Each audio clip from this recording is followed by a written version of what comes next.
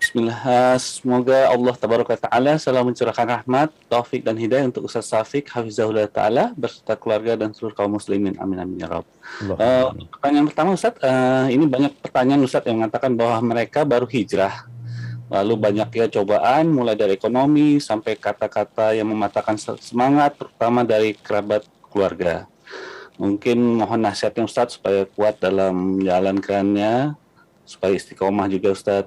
Lalu bagaimana cara membangkitkan semangat yang sedang futur ini Ustaz? Mohon nasihatnya Ustaz. Barakallahu fikum. Nah, muhibbati fillah. Apa yang dialami oleh seorang yang baru hijrah itu hal yang wajar, lumrah, natural yang seperti itu. Bagaimana ketika Bilal masuk Islam? Kita tahu kisah Bilal. Engkau tidak separah Bilal bin Rabah yang kemudian disiksa oleh Umayyah bin Khalaf, dipendam di pasir, diarak keliling kota sama anak-anak di kota Mekah, dijemur di bawah terik matahari. Dan Bilal mengatakan, ahadun ahad, ahadun ahad. Sumayyah binti Khayyat, ibunya Ammar bin Yasir. Bagaimana kondisi dia? Diletakkan di tanah, diikat kaki dan tangannya, terus dipecut, dipukul agar dia keluar dari keimanannya. Sampai pada akhirnya Abu Jahal kesel sama dia. Dia ambil tombak, dia tusuk kemaluannya sampai mati. Apakah engkau seperti itu? Enggak. Mungkin ada yang ujiannya seperti Sa'ad bin Malik, Sa'ad bin Abi Waqqas. Ketika masuk Islam, ibunya bersumpah tidak akan makan sampai saat keluar dari Islam. Dan betul, ibunya menjalani sumpahnya. Dia tidak makan sampai kondisinya kritis. Keluarganya kalau mau ngasih makan dibuka mulutnya untuk disuapin. Tapi tetap sang ibu tidak mau. Tujuan ibu agar anaknya tercela sepanjang hidupnya.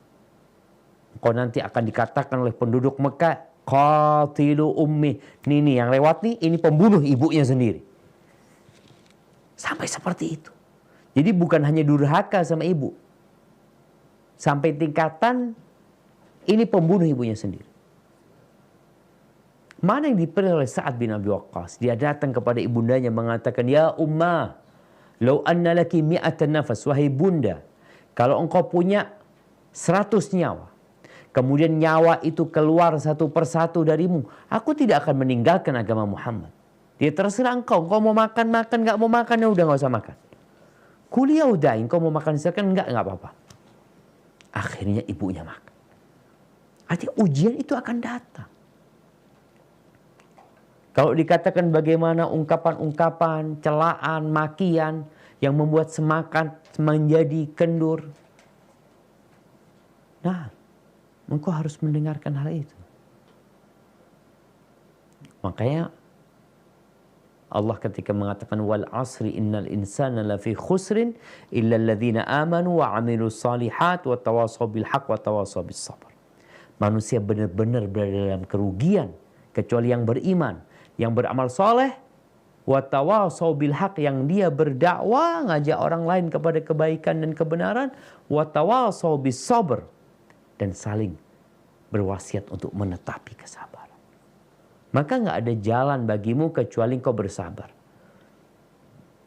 Baca sejarah perjalanan hidup orang-orang yang beriman, sehingga engkau melihat, oh nggak seberapa apa yang aku alami dengan yang dialami oleh Khabbab bin Arat yang dibakar dia punggungnya, nggak ada apa-apanya.